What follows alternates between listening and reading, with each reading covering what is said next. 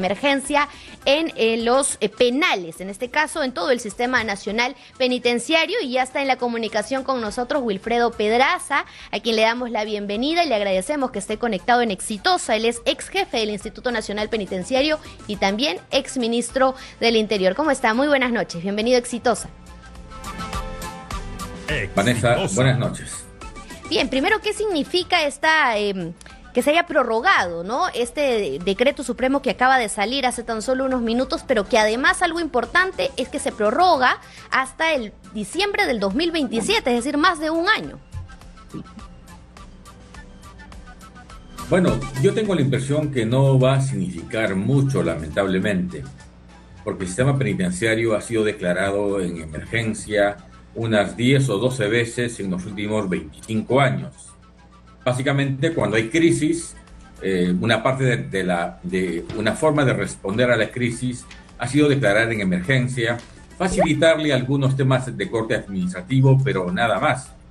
Yo espero que con un gobierno que recién comienza, una emergencia se pueda traducir en la asignación de recursos para construir penales, para contratar nuevos agentes penitenciarios en la escuela penitenciaria, para reformular procedimientos de manera tal que la emergencia, que se traduce en simplificación de algunos procedimientos, se pueda traducir en algo tangible. Si se continúa con la lógica de los últimos 2 años, por ejemplo, la verdad es que no va a significar absolutamente nada. Claro, porque sería un poco más de lo mismo de las ya tantas veces que se ha declarado en emergencia. Sin embargo, ahora hay un anuncio que ha hecho el ministro de Defensa, Rafael Belaúnde, no sé si lo ha podido escuchar, en relación a que las Fuerzas Armadas van a ser quienes asuman el control de los accesos de los establecimientos penitenciarios y que se va a comenzar como un plan piloto, entendemos, en 4 penales, en Chayapalca, en Sarita Colonia, en Ancón 1 y en Lurigancho. ¿Qué significa ello? Y además, porque hay indicado que no se necesitan facultades para esta medida que plantea el Ejecutivo en estos momentos. Exitosa. Yo tengo la impresión que el ministro de Defensa tiene una mala asesoría en esta materia, porque no es facultad de las Fuerzas Armadas tener relación con los temas carcelarios. Pero además, algo muy importante es que las Fuerzas Armadas, en la administración o el control de personas de paquetes, cumplirían una función para la cual ellos no tienen capacitación, no tienen equipamiento, y todo eso que se ha anunciado de control perimetral, de control de personas, creo que responde a una inadecuada información de cuál es la realidad del sistema carcelario. En el Perú, la tasa de fugas por los perímetros de penales es la más baja de toda la región. Entonces no tenemos un problema de fuga por los perímetros que justifiquen presencia militar en el control de esa zona. Hay problemas en el acceso de personas, de paquetes, sin la menor duda, sí. Sin embargo, no entiendo por qué regla el control asignado a militares pronto se convertiría eso en un control eficiente cuando no hay tecnología, no hay otros mecanismos. O sea, ¿cuál es la diferencia? Yo la verdad no entiendo. Mi impresión es que se está intentando dar una respuesta muy simbólica usando la imagen, la buena imagen de las Fuerzas Armadas para intentar resolver un asunto en el que ellos no tienen ninguna competencia y que desde mi punto de vista su presencia en asuntos vinculados con cárceles sería una situación inconstitucional. Inconstitucional, dice usted, porque incluso él habla de que se va a implementar equipos similares a los que se utilizan en los aeropuertos, detectores de metales, pero ha nombrado además que van a ser 2 penales que estarán a cargo de la Marina de Guerra, uno de la Fuerza Aérea y otro del Ejército, pero usted indica que no tienen en este caso la capacitación necesaria los militares para esta labor. Mire, usted verá en 2 años seguramente esas propuestas terminarán en absolutamente nada, porque yo no veo a los militares administrando un penal sobre la base de qué facultad y sobre la base de qué capacitación. Yo creo que lo que toca es fortalecer a la administración penitenciaria construir penales, obviamente, como el gobierno del presidente Fujimori lo ha ofrecido, y eso me parece muy bien. Ha señalado que construirán penales de alta seguridad. Eso toma, sin embargo, unos 3 años, cuesta cada penal unos 500 millones de soles, pero hay que hacerlo, no importa el tiempo. Van a habilitar cuarteles militares para internos primarios de muy poca peligrosidad. Me parece muy bien. No es una idea nueva, ha dado vueltas siempre por el sistema carcelario, pero tampoco se aplicará de modo inmediato. Los cuarteles tendrán que ser adecuados en su infraestructura.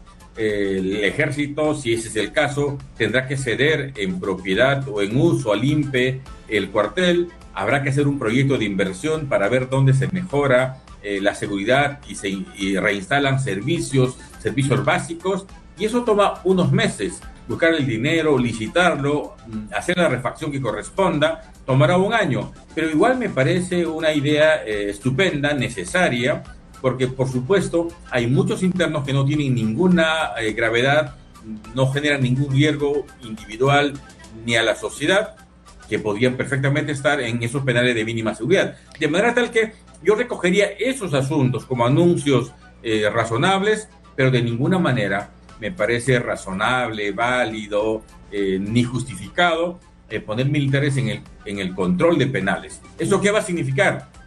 Que habrán bases militares al ingreso de penales, tendrán que licitar, supongo, la compra de equipamiento electrónico, cámaras, escáneres, etcétera, como el aeropuerto, porque eso no lo tienen, eso no se saca del bolsillo, se hace proyectos de inversión, y yo estoy casi seguro que esa situación, que parece interesante, cuando choquen con la legalidad, verán que habrá muchas dificultades. Yo creo que hay que fortalecer la institución penitenciaria. Sí me gustaría, por ejemplo, hoy leía la clausura de un curso que el ejército ha brindado a 20 agentes penitenciarios en labores de inteligencia. Y eso, por supuesto, es interesante, válido. El ejército puede continuar formando y fortaleciendo el sistema de inteligencia del INPE, conjunto con la policía, y así detectar quienes conducen las extorsiones dentro de penales, qué servicios externos reciben drogas, prostitución, etcétera, todo aquello ilegal. Y entonces sí resulta útil una participación en esa línea, pero el control físico, la revisión de personas, francamente me parece un desacierto absoluto y un manoseo a la imagen, a la buena imagen de las Fuerzas Armadas. Ahora, ya que toca el tema acerca de esto que ha anunciado el Premier frente a todo el hemiciclo de la Cámara de Diputados, de que finalmente los reos de delitos menores, hablamos de pensión de alimentos, delitos que no tienen que ver con violencia, puedan ser trasladados a cuarteles militares y hangares, ¿qué labores podrían en este caso desarrollar los reos que vayan a este tipo de zonas? Él habla de talleres, finalmente, ¿de qué se trataría? Y hay algunos cuarteles que también entendemos están cerrados, van a tener que ser reaperturados, y eso va a tomar sin duda tiempo y presupuesto. Como decía hace un momento, me parece una idea interesante. Sin embargo, hay que adecuar.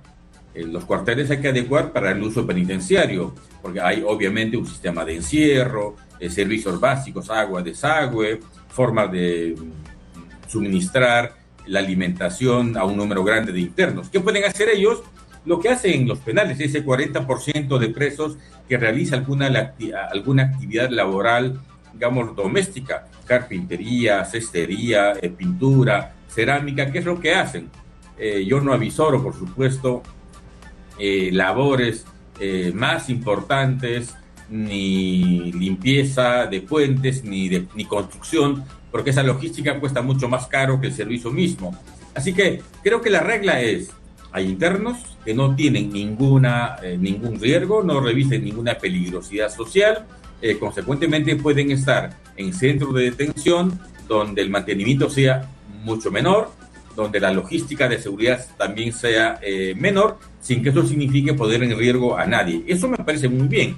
Una clasificación básica y universal en el mundo carcelario es justamente separar a los presos de alta seguridad con aquellos que tienen mínima peligrosidad. Y creo que esas personas podrían estar en este penal junto con una medida que no he escuchado lamentablemente que se pretenda implementar, que es la implementación mucho más masiva del uso de grilletes electrónicos. Que yo recuerde, hace algunos años solo se necesitaba 7 millones de soles para permitir grilletes a más de 2.000 personas. Eso creo que tendría que ser una medida junto a estas que se han anunciado, que, reitero, resultan viables desde mi punto de vista y además necesarias. Permitirá una separación entre el reincidente y el joven primario, y eso me parece una regla básica.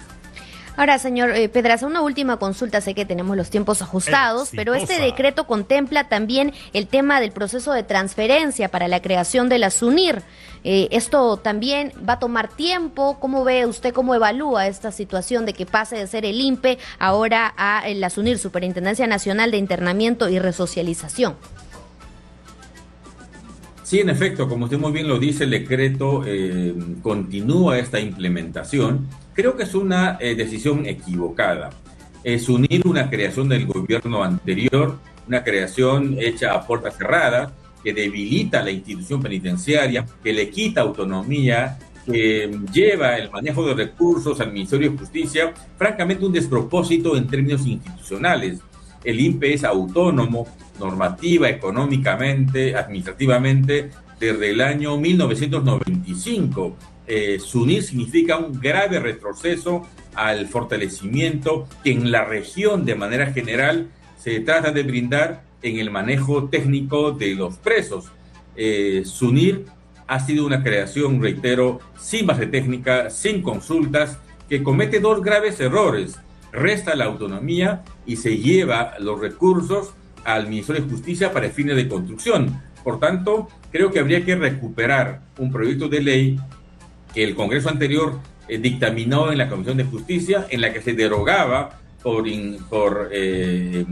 inservible la ley SUNIR, y creo que ese tendría que ser el destino. Sigamos con el INPE, fortalezcámoslo, démosle recursos, recursos humanos, tecnología, logística, hagamos penales y estoy seguro que la situación carcelaria irá mejorando. Desde el año 2015 nos inaugura un penal, de manera tal que nadie puede administrar correctamente un sistema si tiene un abandono absoluto.